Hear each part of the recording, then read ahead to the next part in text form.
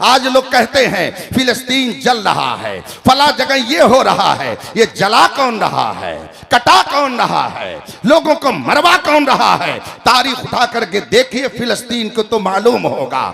मैं बहुत ही सफाई से चंद जुमलों में अपनी बात अर्ज कर देता हूं। सब तबाही की जिम्मेदारी आले सऊद के सर जाती है, जिसे वहाबियत कहा जाता है। ये मैं नहीं कहता, ये पूरी तारीख कह रही है। उठा करके नेट पर जा करके आप देखिए, दिन की चांदनी है फिर अंधेरी रात है, यह तेरा हुस्नो शबाब है नौजवान कुछ भी नहीं। तू कहता है दुनिया कहां से कहां चली गई। हजरत लोग 1400 साल पुरानी ही बात कहते हैं। इस मौके पर मुझे एक आलमी मुबल्लिग, जिसे मुबल्लिग इस्लाम खलीफे आला हजरत अल्लामा अब्दुल अलीम मेरठी सिद्दीकी नव्वरल्लाहु मरकदहू के नाम से दुनिया जानती है। ये आला हजरत के शागिर्द हैं, उनके तिलमीज़े रशीद हैं, आला हजरत के खलीफा हैं और रिवायत के मुताबिक तकरीबन 30 जबानों में तकरीर फरमाते थे और इनकी तकरीर से तकरीबन 70,000 लोगों ने दामन इस्लाम से वाबस्तगी इख्तियार फरमाई थी। ये फरमाते हैं अपने एक खिताब में, लोग कहते हैं आगे बढ़ो तो तरक्की करोगे, आगे चलो तो तुझे इज्जत मिलेगी। अल्लामा मेरठी फरमाते हैं मैं कहता हूं पीछे चलो, पीछे चलो, पीछे चलो और पीछे चलो और 1400 साल पीछे चले जाओ और मुस्तफा के सहाबा के नक्शे कदम पर चलने लगो तो तुम भी कहोगे कि दश्त तो दश्त हैं, दरिया भी न छोड़े हमने, बहरे जुल्मात में दौड़ा दिए घोड़े हमने। तुम भी कहोगे और तुम्हें भी लोग बताएंगे कि मोहम्मद से वफा तूने तो हम तेरे हैं, ये जहां चीज है क्या लौहो कलम तेरे। इस्लाम के बुनियादी अकायद में अकीदे तौहीद सब पर मुकद्दम है और उसके बाद अकीदे रिसालत है कि अल्लाह ने 1 लाख कमो बेश 2,24,000 अंबियाए किराम इस दुनिया में भेजा और आखिरी नबी हमारे आपके आका मौला सारी कायनात के पैगंबर हजरत मोहम्मद मुस्तफ़ा सल्लल्लाहु अलैहि वसल्लम को अल्लाह ने इस दुनिया में भेजा। अब कयामत तक कोई नबी नहीं आ सकता, कयामत तक कोई नया रसूल नहीं आ सकता। अब सिक्का चलेगा तो मोहम्मद अरबी का चलेगा, अगर जिक्र आम होगा तो मोहम्मद अरबी का होगा और अगर कोई मिटाना चाहे तो 1400 साल की तारीख बता रही है कि मिट गए, मिटते हैं, मिट जाएंगे आदा तेरे, न मिटा है न मिटेगा कभी चर्चा तेरा। और जो जितना ही मिटाने के लिए आगे बढ़ेगा, इमाम अहमद रजा की जबान में हम कहेंगे अर्श पे ताजा छेड़छाड़, फर्श पे तुरफा धूमधाम, कान जिधर लगाइए तेरी ही दास्तान है, वही धूम अब भी है माशा अल्लाह। मिट गए आप मिटाने वाले। अकीदे रिसालत और अकीदे तौहीद ये इस्लाम के बुनियादी अकायद हैं। इसको मैंने इसलिए जिक्र किया कि हजरत अल्लामा बलियावी साहब से आप सुनेंगे कि इस वक्त दुनिया भर में इन दोनों अहम अकीदों पर हमला करने के लिए न जाने कितनी दुश्मन ताकतें मैदान में उतरी हुई हैं। अकीदे तौहीद को बर्बाद करने के लिए न जाने कितने दुश्मनाने इस्लाम ने कमरे हिम्मत कस ली है। उसके नतीजे में हजारों नौजवान रोजाना हजारों नौजवान अपने अकीदा और ईमान को बर्बाद कर रहे हैं। आप उठा करके हालात का जायजा लीजिए, आप पढ़िए तो आपको मालूम होगा कि इस वक्त पूरी दुनिया में कादियानियत और उसके अलावा जितनी बातिल ताकतें हैं उन सब ने सर जोड़ करके ये तय कर लिया है कि उम्मते मुस्लिमा को तहस नहस करने के लिए आखिरी दम तक हमारी कोशिश जारी रहेगी। चुनांचे उन्होंने कॉलेज के बच्चों को, यूनिवर्सिटी में पढ़ने वाले तलबा को इस तरह से वरगलाना शुरू कर दिया है कि इस वक्त अगर सर्वे किया जाए तो रोज आना न जाने कितने मुसलमान नौजवान कुफ्र की दहलीज पर पहुंच जा रहे हैं। सदक़ रसूलुल्लाह सल्लल्लाहु अलैहि वसल्लम, रसूल पाक ने सच फरमाया कि इंसान पर एक ऐसा वक्त आएगा, मुसलमानों पर ऐसे हालात आएंगे, युमसिर रजुलु मुमिनन व युस्बिहु काफिरा, आदमी शाम को ईमान वाला होगा और सुबह होते होते वो बेईमान हो जाएगा। सुबह को मुसलमान रहेगा और शाम होते होते वो बेईमान हो जाएगा। हम अपने माथे की आंखों से देखते हैं वो नौजवान जो सुन्नी सहीहुल अकीदा थे, अपने घराने और खानदान के एतबार से सुन्नी समझे जाते थे, लेकिन रात को जब वो बिस्तर पर गए और उन्होंने व्हाट्सएप खोला तो ये व्हाट्सएप के मुफक्किर, व्हाट्सएप के स्कॉलर, फेसबुक के मुहक्किकों को जब इन्होंने सुनना शुरू किया तो किसी मिर्जा को सुना, किसी इंजीनियर को सुना, किसी खामिदी को सुना, न जाने कैसे कैसे लोगों को सुना। शाम को सोया था तो साहिब ईमान था, मगर उस बदअकीदे की बात जहन में बैठ गई तो सुबह होते होते बदअकीदा हो जाता है। सदक़ रसूलुल्लाह, रसूल पाक ने सच फरमाया, इंसान शाम को मोमिन होगा और सुबह होते होते अपना ईमान खो बैठेगा। इस वक्त दुनिया में बहुत सारी इस्लाम दुश्मन तहरीकें चल रही हैं जो आपके अकीदे तौहीद को बर्बाद करने के लिए न जाने कितने हरबे इस्तेमाल कर रही हैं। एक छोटा सा वाकया आप मुझसे सुनिए तो आपको अंदाजा होगा कि किस तरीके से अकीदे तौहीद पर कुल्हाड़ी चलाने की कोशिश की जा रही है। मुझसे एक साहब ने कहा कि मैंने अपनी बच्ची का एडमिशन एक मेडिकल कॉलेज में करा दिया और मैंने वहां सारी जरूरतों के सामान फराहम कर दिए, फीस जमा कर दी। मेरी बच्ची वहां पढ़ने के लिए गई। एक हफ्ते के बाद उसने मुझे फोन किया और कहा कि अब्बू मैं यहाँ नहीं पढ़ सकती हूँ। मैंने कहा क्यों नहीं पढ़ सकती हो? कहा जब आप मिलेंगे तब मैं ये बताऊंगा। कि हफ्ता, 2 हफ्ता, 3 हफ्ता, 1 महीना गुजर गया।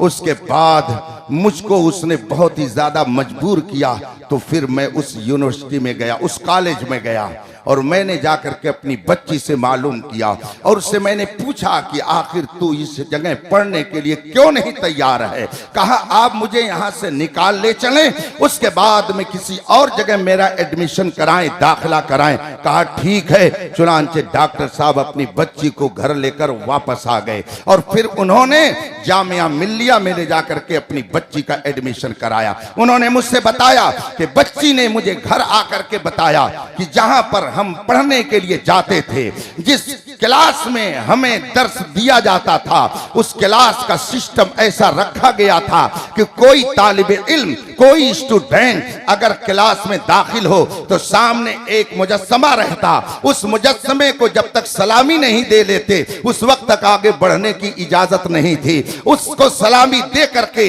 आगे बढ़ता तब उसे क्लास में बैठने की इजाजत थी। मेरी बच्ची ने बताया कि हम पर खुदा का एहसान है कि हम अकीदे तौहीद के मानने वाले हैं, इसलिए हमने ये गवारा कर लिया कि यहां से चले जाएंगे, लेकिन हमें ये गवारा नहीं है कि हम रब के अलावा किसी और को माबूद बनाएं और किसी और की परस्तिश करें। मेरी बच्ची ने इसलिए उस कॉलेज से तालीम को छोड़ दिया। अगर उस बच्ची के घर के अंदर दीनदारी नहीं होती, उस घर के बच्चे और उसका बाप अगर दीनदार ना होता, उलमा से उसका ताल्लुक ना होता, तो बताइए बच्ची का अकीदा खराब हो जाता कि नहीं हो जाता?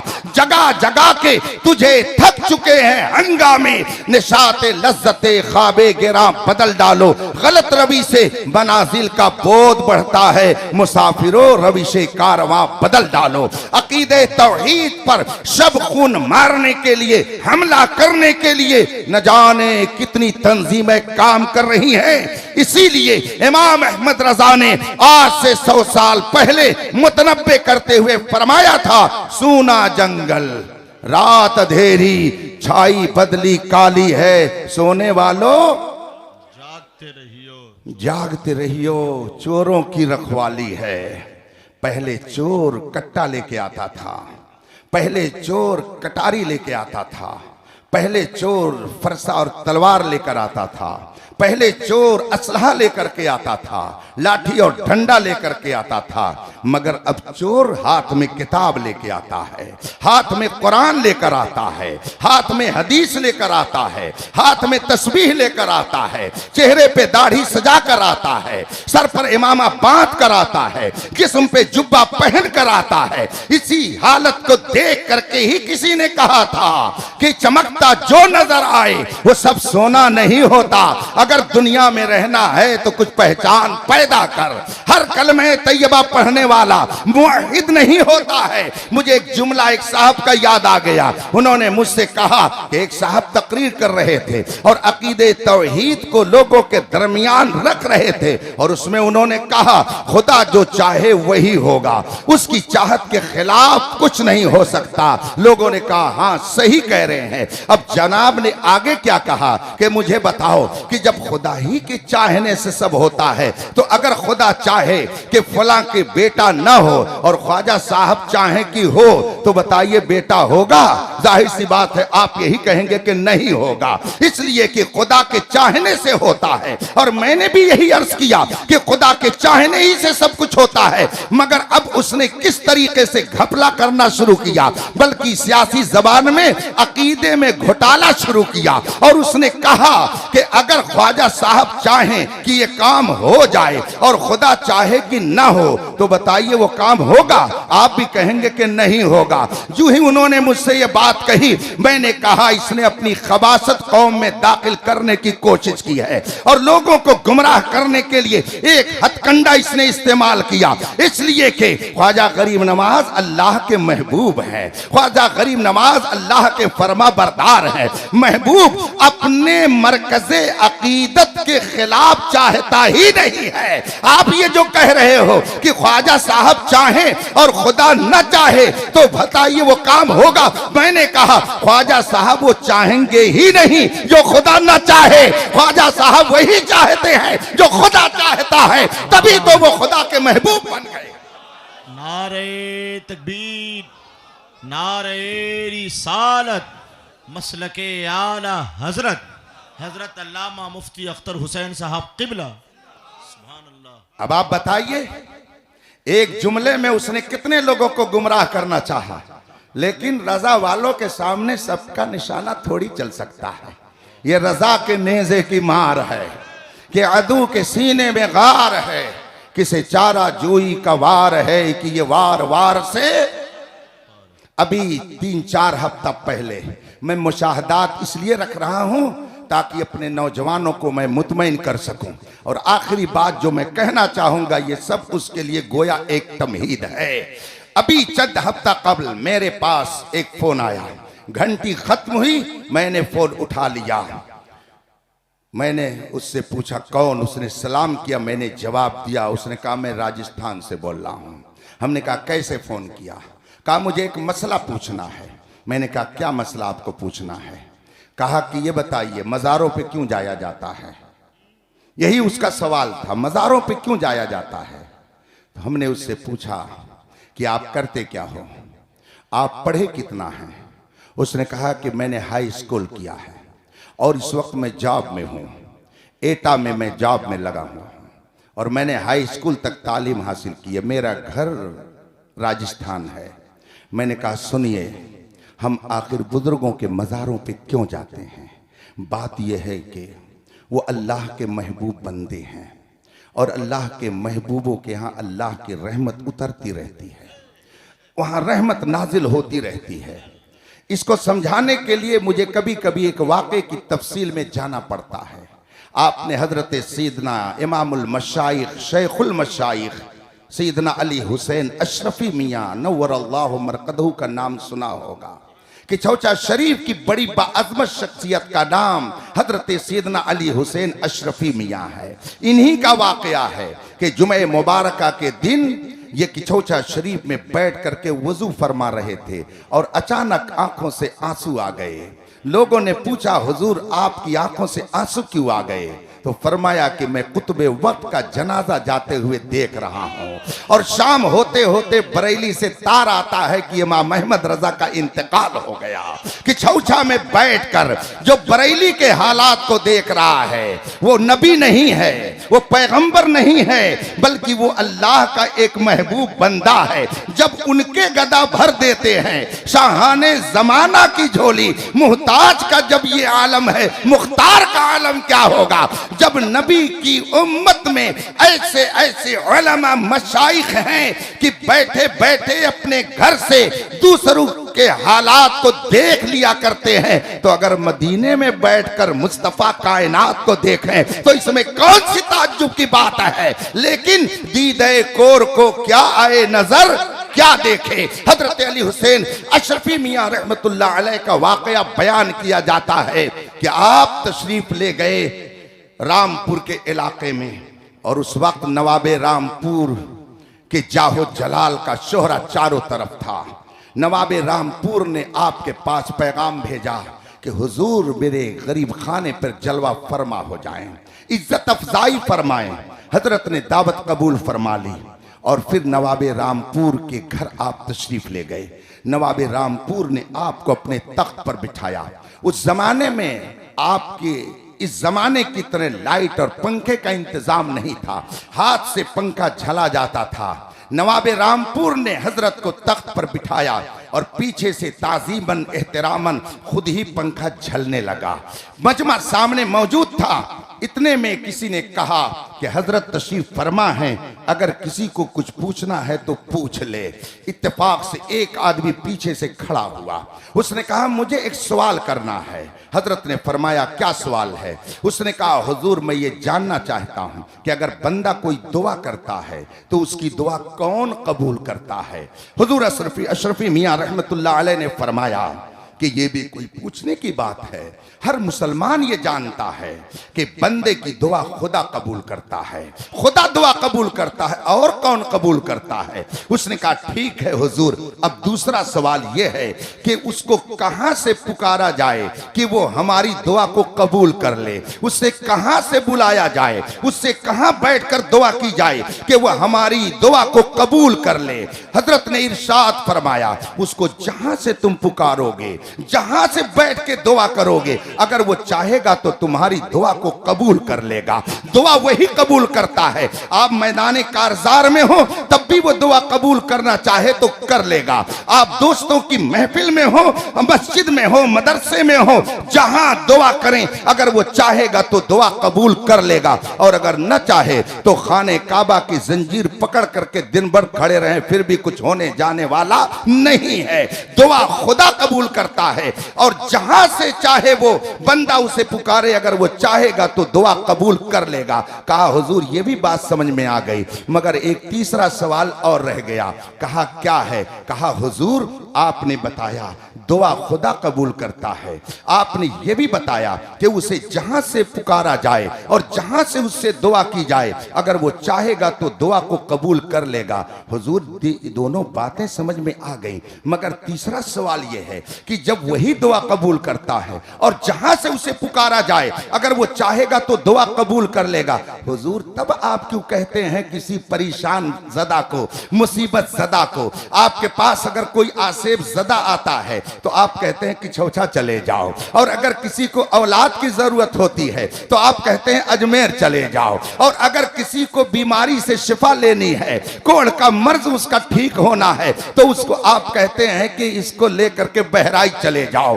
जब दुआ खुदा कबूल करता है तो क्यों आप बहराइच भेजते हैं, क्यों किछौछा भेजते हैं, क्यों अजमेर भेजते हैं। हजरत ने फरमाया ठीक है तुम्हारा सवाल सही है। बात तो समझ में आ रही ना आप लोगों के। हम भी आप ही के दरमियान के हैं, ना आप इंग्लैंड से, हम तुरान से हैं, हम दोनों के दोनों हिंदुस्तान ही से हैं। अगर आप मेरी गुफ्तगू को संजीदगी से थोड़ी देर और समाप्त कर लेंगे तो मैं समझूंगा मेरा आना उसूल हो गया। आपने फरमाया बेशक खुदा दुआ कबूल करता है और जहां से पुकारा जाए वो अगर चाहेगा तो दुआ कबूल कर लेगा। अब आपने उससे फरमाया आओ करीब आ जाओ। इकबाल साहब आ रहे हैं, आइए करीब आ जाइए, आप भी आ जाइए, चलिए करीब आ जाइए। ताकि आपको बलियाबी साहब का फैज मिल जाए और अवाम अभी अपना फैज जेब से निकाल कर आपके दरमियान रखेगी। आइए तशरीफ ले आइए, उधर से आ जाइए, दरूद शरीफ पढ़िए आप हज़रात, अपनी जगह बैठ जाइए। अल्लाहुम्मा सल्ली अला सय्यदना व मौलाना मुहम्मद मादनी जूद वल करम व आलिहिल किराम अजमईन। हजरत ने फरमाया करीब आ जाओ। अब वहां से उठा, आपके पास कुर्ब में आकर बैठ गया। हजरत ने खामोशी इख्तियार फरमाई, उसे कोई जवाब नहीं दिया। थोड़ी देर के बाद फरमाया अपनी जगह पर चले जाओ। अब फिर वो अपनी जगह पर चला गया। थोड़ी देर के बाद हजरत ने फरमाया वो साइल किधर है जिसने सवाल किया था? कहा जी हजरत हाजिर हूं। कहा आओ करीब आ जाओ। उसने कहा हुजूर एक मर्तबा आपने बुलाकर मुझे भरी महफिल में रुसवा किया, आपने मुझे बुलाया, कोई जवाब नहीं दिया और आपने मुझे वापस कर दिया। क्या हुजूर फिर ऐसा ही करेंगे? फरमाया कि आओ करीब तो आओ। फिर वो दोबारा करीब आकर बैठ गया। हजरत ने इरशाद फरमाया ये बताओ कि तुम वहां बैठे थे तब तुम्हें हवा लग रही थी या मेरे करीब में आए तब तुम्हें हवा लगने लगी है? उसने कहा हुजूर मैं दूर था तो मुझे हवा नहीं मिल रही थी, मगर मैं करीब आपके बैठ गया तो मुझे हवा मिलने लगी। और हवा कौन दे रहा था?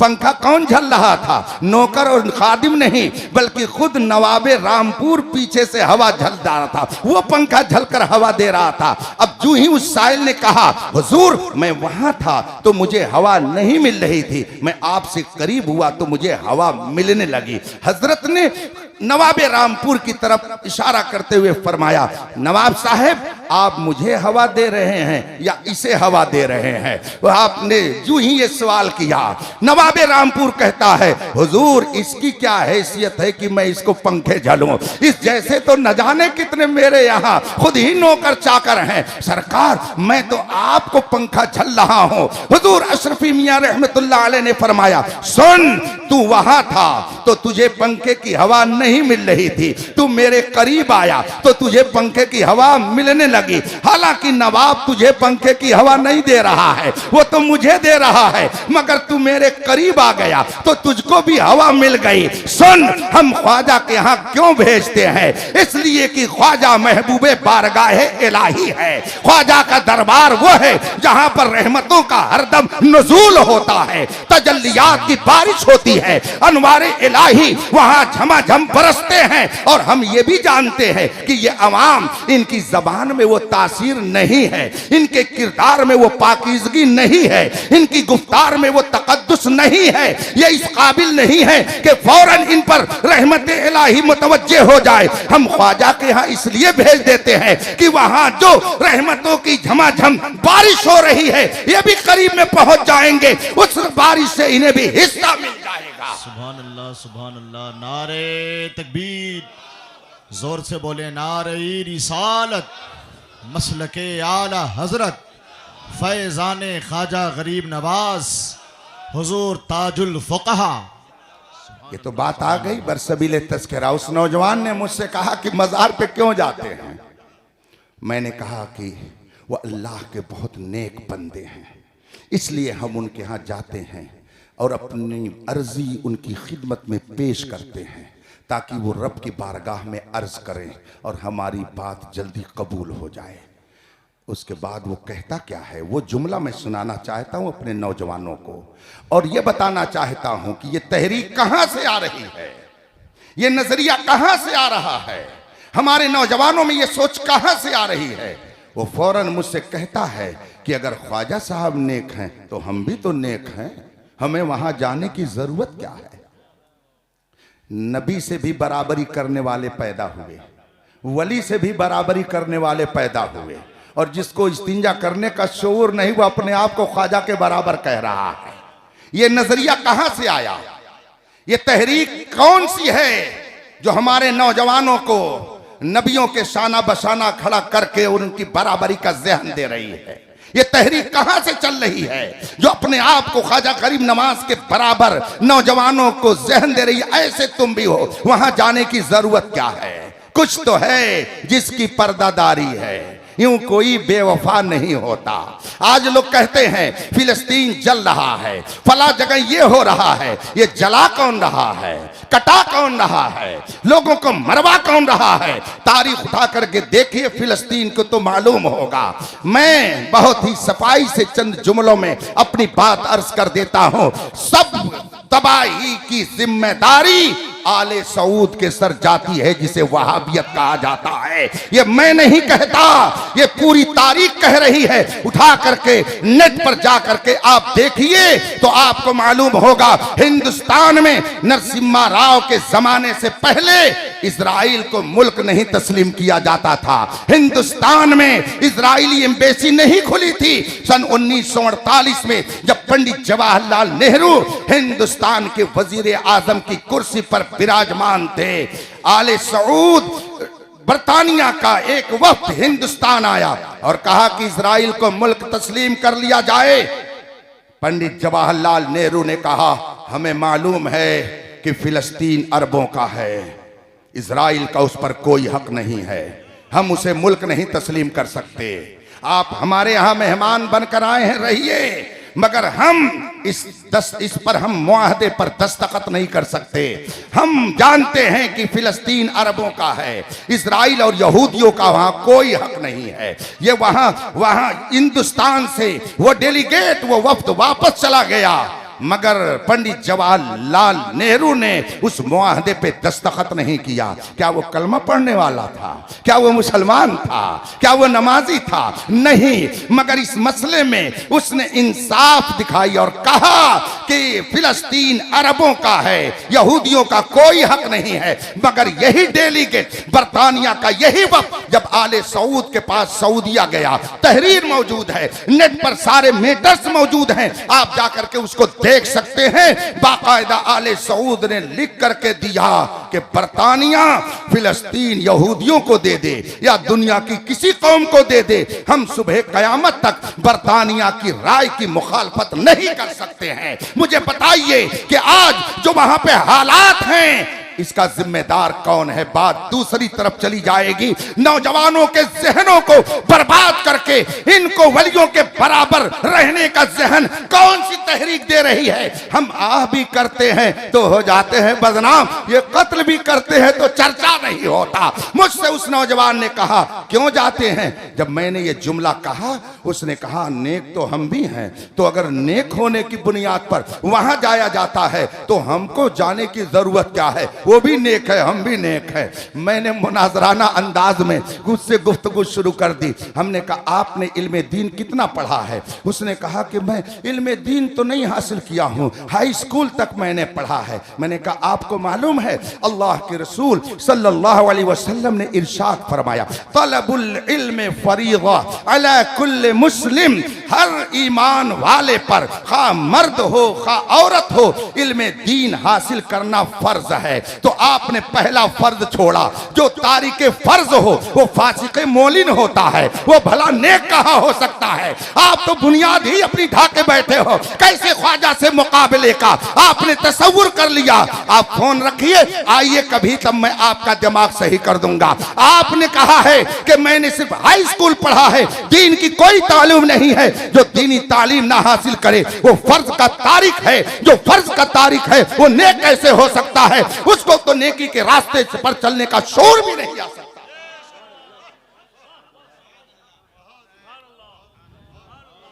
हजरात, बातें बहुत है कहने को, और अगर कही जाएं तो वो शेर बिल्कुल सुनाना पड़ेगा कि दिल के फफोले जल उठे, सीने के दाग से इस घर को आग लग गई, घर के चिराग से।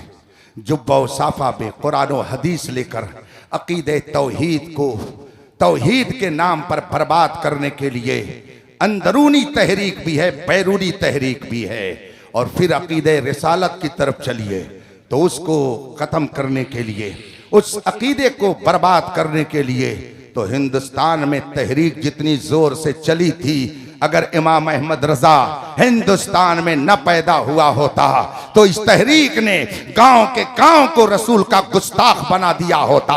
मैंने एक मौके पर चंद उलमा के दरमियान ये बात रखी, क्या वजह है, हिंद के अलावा दूसरे ममालिक में भी बड़े बड़े उलमा थे, बड़े बड़े मशाइख थे, बड़े बड़े पीराने तरीकत थे, बड़े बड़े दानिश्वर थे, मगर वहां पूरा का पूरा मुल्क, पूरी की पूरी आबादी, पूरा का पूरा शहर बदअकीदा हो गया। मगर हिंदुस्तान में ऐसा नहीं हो सका। निकाली सैकड़ों नहरें के पानी कुछ तो कम होगा, मगर फिर भी मेरे दरिया की तुगयानी नहीं जाती। अहले सुन्नत के नाम पर ख्वाजा के दरबार में देखो तो जम्मे गफीर दिखाई देता है। इमाम अहमद रजा की तुरबत पर जाइए तो लाखों की भीड़ नजर आती है। सैयदना सालार मसूद काजी के यहाँ जाइए, महबूब इलाही के यहाँ जाइए, कुतुबुद्दीन बख्तियार काकी के यहाँ जाइए, हजरत मखदूम पाक के यहाँ जाइए। रोकने वाले रोक रहे हैं मगर रुकने का नाम नहीं लिया जा रहा है, बल्कि वो बबागे दोहल कहते हैं कि तुम लाख रोको मगर याद रखो